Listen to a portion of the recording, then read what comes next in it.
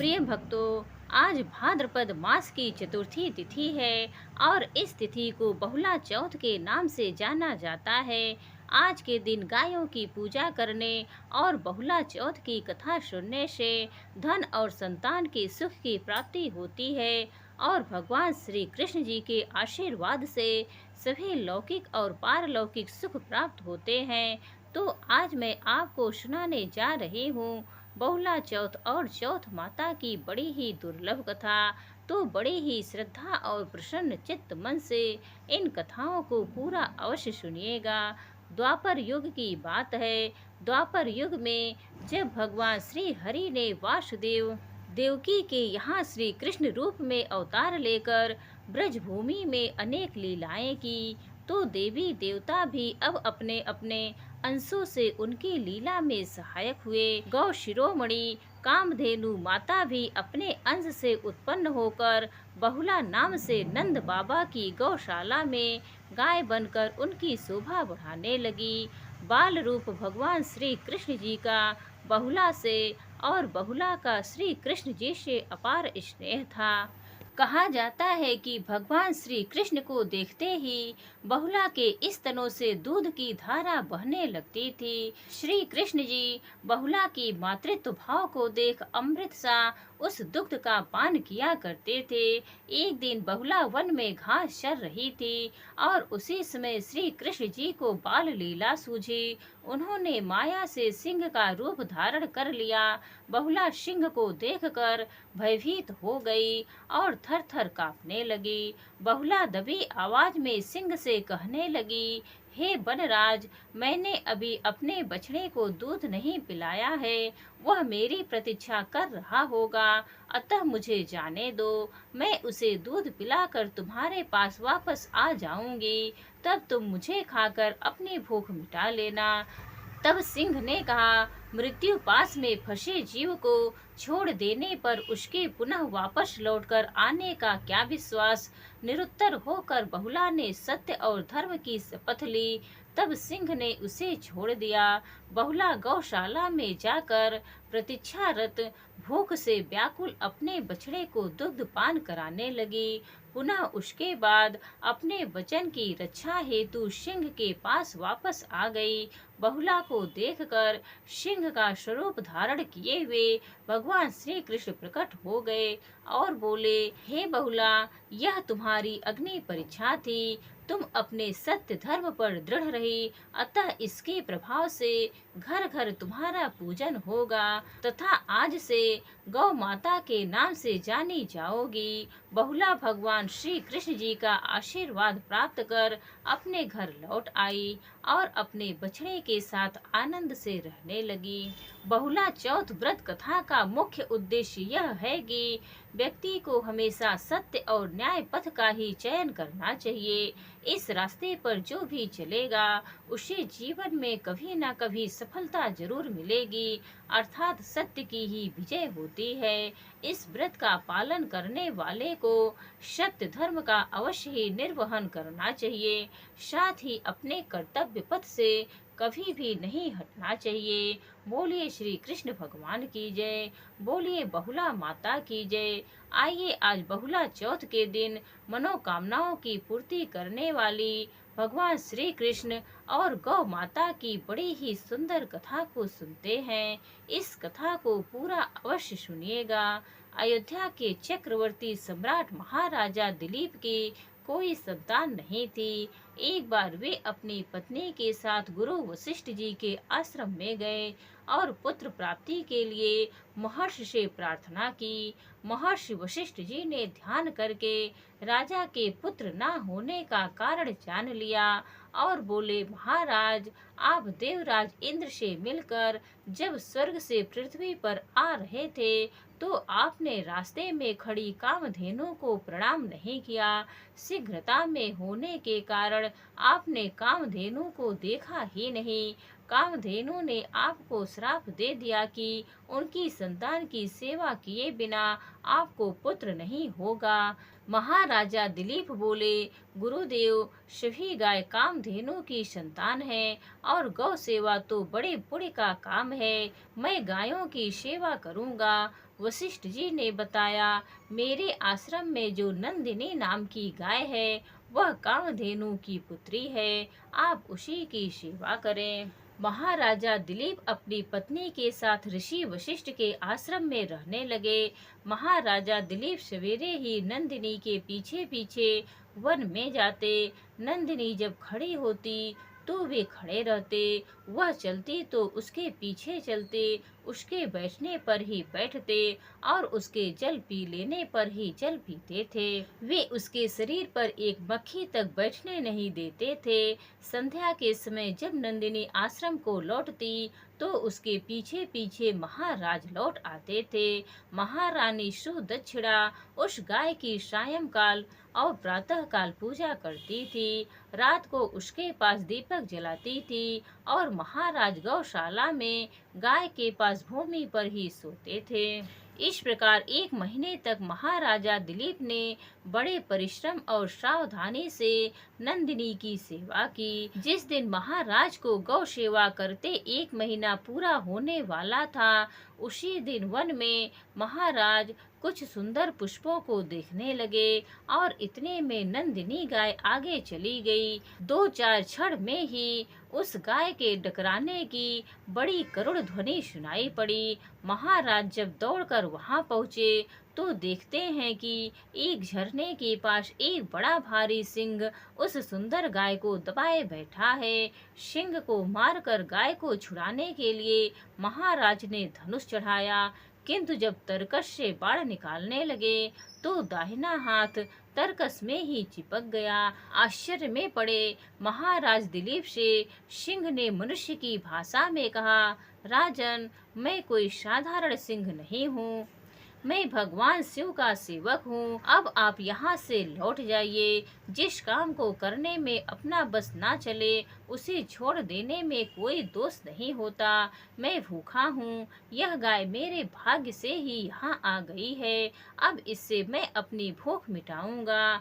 महाराज दिलीप बड़ी नम्रता से बोले, आप भगवान शंकर के सेवक हैं, इसलिए मैं आपको प्रणाम करता हूँ। सत्पुरुष के साथ बात करने तथा थोड़े क्षण भी साथ रहने से मित्रता हो जाती है। आपने जब कृपा करके मुझे अपना परिचय दिया है तो मेरे ऊपर इतनी कृपा और कीजिए कि इस गौ को छोड़ दीजिए। इसके बदले में मुझे खाकर अपनी भूख मिटा लीजिए। सिंह ने राजा को बहुत समझाया कि एक गाय के लिए चक्रवर्ती सम्राट को प्राण नहीं देना चाहिए, क्योंकि वे अपने गुरु को हजारों गाय दान कर सकते हैं और जीवन में हजारों गायों का पालन तथा रक्षा भी कर सकते हैं। किंतु महाराजा दिलीप अपनी बात पर अड़े रहे। एक शरणागत गौ महाराज के देखते देखते मारी जाए, इससे उसे बचाने में प्राण दे देना उन्हें स्वीकार था। अंत में सिंह ने उनके बदले गाय को छोड़ना स्वीकार कर लिया। तत्पश्चात महाराज का चिपका हाथ तरकस से छूट गया। उन्होंने धनुष और तरकस अलग रख दिया और सिर झुकाकर वे सिंह के आगे बैठ गए। महाराज दिलीप समझते थे कि अब सिंह उनके ऊपर कूदेगा और उन्हें फाड़ कर खा जाएगा, परंतु उनके ऊपर तो आकाश से फूलों की वर्षा होने लगी। नंदिनी ने उन्हें मनुष्य की भाषा में पुकार कर कहा, महाराज, आप उठिए, यहाँ कोई सिंह नहीं है, यह तो मैंने आपकी परीक्षा लेने के लिए माया दिखाई थी। अब आप पत्ते के दोने में दूहकर मेरा दूध पी लीजिए, आपके गुणवान तथा प्रतापी पुत्र होगा। महाराज उठे और उन्होंने उस कामधेनु गौ को प्रणाम किया। तत्पश्चात हाथ जोड़कर बोले, माता, आपके दूध पर पहले आपके बछड़े का अधिकार है, उसके बाद बचा दूध गुरुदेव का है। आश्रम लौटने पर गुरुदेव की आज्ञा से ही मैं थोड़ा सा दूध ले सकता हूँ। महाराज की गुरु भक्ति तथा धर्म प्रेम से नंदिनी और भी प्रसन्न हुई। शाम को आश्रम लौटने पर महर्षि वशिष्ठ जी की आज्ञा से महाराज ने नंदिनी का थोड़ा सा दूध पिया। समय आने पर महाराजा दिलीप के भगवान श्री कृष्ण और गौ माता की कृपा से परम प्रतापी पुत्र हुआ। बोलिए श्री राधा कृष्ण भगवान की जय। बोलिए गौ माता की जय। अब आइए मनोकामनाओं को पूरी करने वाली चौथ माता की कथा को सुनते हैं। कहते हैं बहुला चतुर्थी के दिन चौथ माता और गणेश जी की कथा को अवश्य सुनना चाहिए। एक गांव में एक सेठ सेठानी रहते थे। उनके एक बेटा और बहू थे। बहू सबको भोजन करा के फिर स्वयं भोजन करती थी। एक पड़ोसन ऐसी भी थी जो रोज पूछती थी कि बहू आज खाने में क्या बनाया खाया। बहू कहती ठंडो बासी। एक दिन उसके पति ने ऐसा सुनकर विचार किया कि आज तो पकवान बनाए जाएं, फिर देखें कि मेरी पत्नी पड़ोसन से क्या कहती है। उसने तरह तरह के पकवान बनाए और घर के सभी लोगों ने एक साथ बैठकर भोजन किया।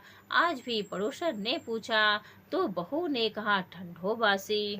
सेठ के लड़के ने सोचा हो ना हो कोई बात अवश्य है, इसीलिए मेरी पत्नी ऐसा कहती है। उसने अपनी पत्नी से पूछा कि तुम रोज ठंडो बासी खाया ऐसा क्यों कहती हो, जबकि हम सभी एक साथ बैठकर कई तरह के पकवान खाए थे। तब उसकी पत्नी बोली हम लोग जो कुछ भी खा रहे हैं वह बाप बूढ़ों की कमाई है। जिस दिन आप कमा कर लाओगे उस दिन मैं समझूंगी कि ताजा भोजन कर रही हूँ। अब एक दिन लड़के ने अपनी माँ से कहा मैं एक बड़े शहर में कमाई करने जा रहा हूँ।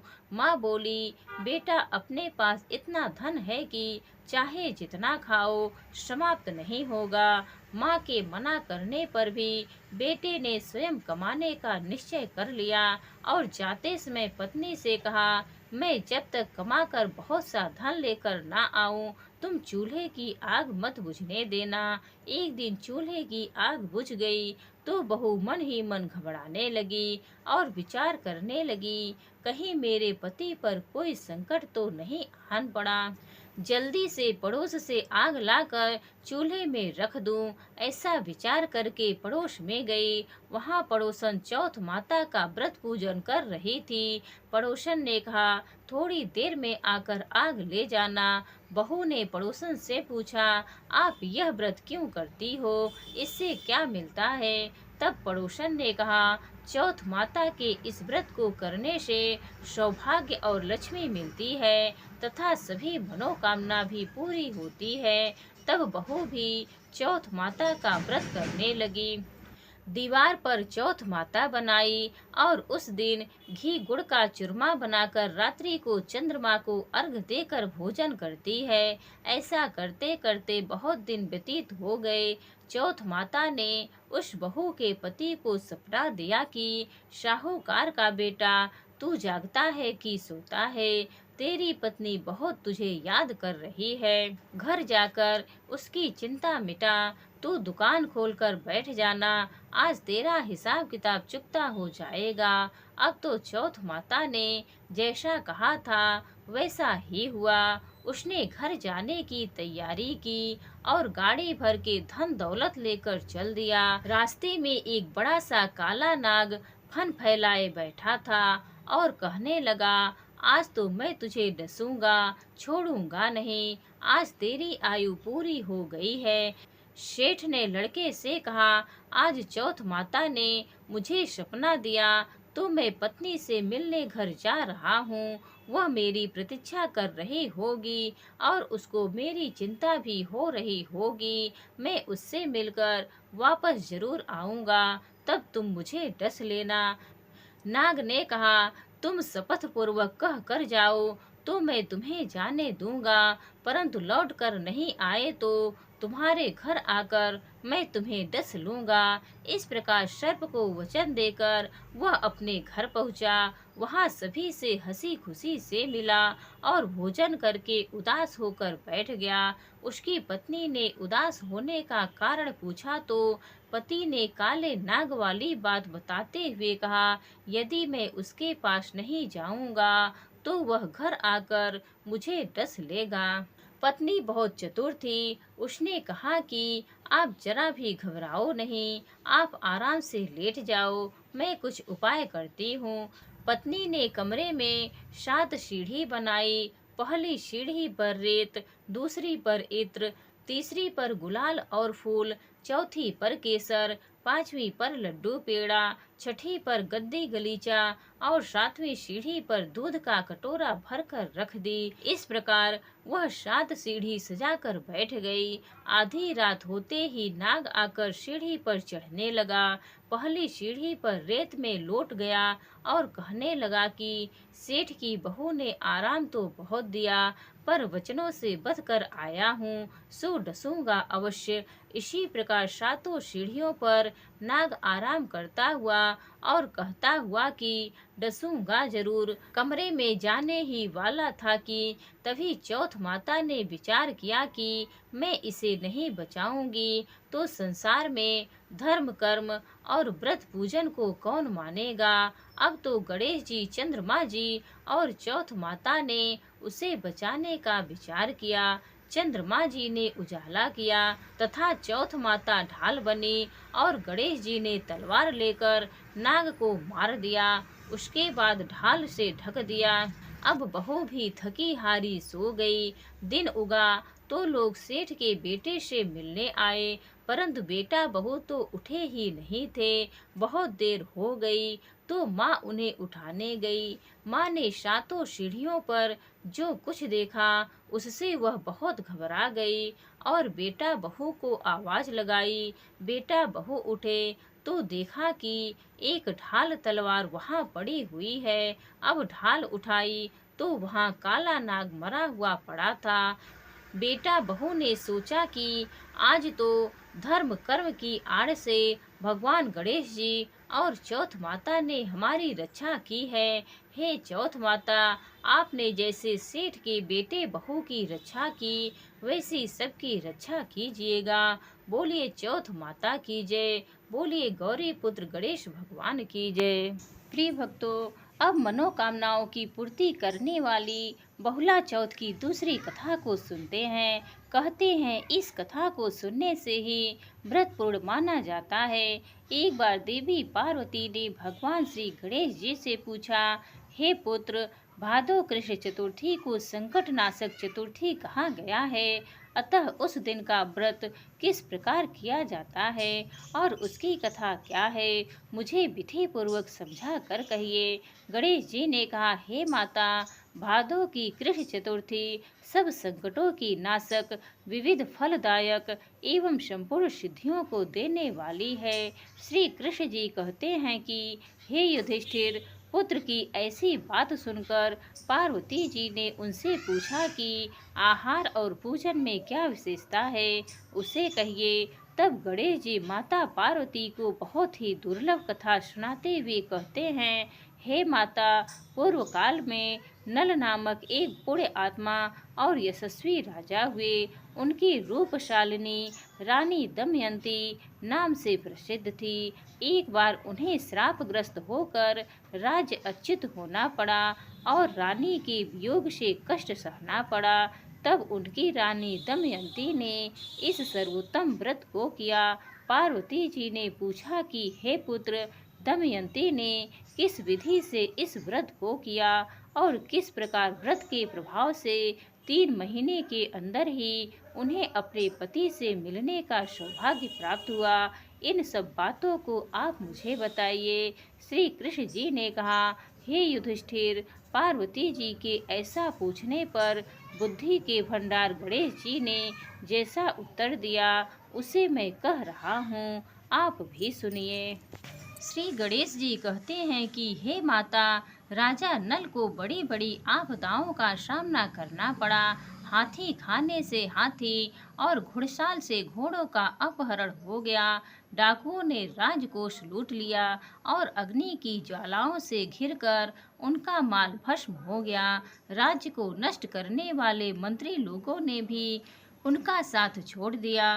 राजा जुए में सब कुछ गंवा बैठे और उनकी राजधानी भी उनके हाथ से निकल गई। सभी ओर से निराशा और असहाय होकर राजा नल वन में चले गए।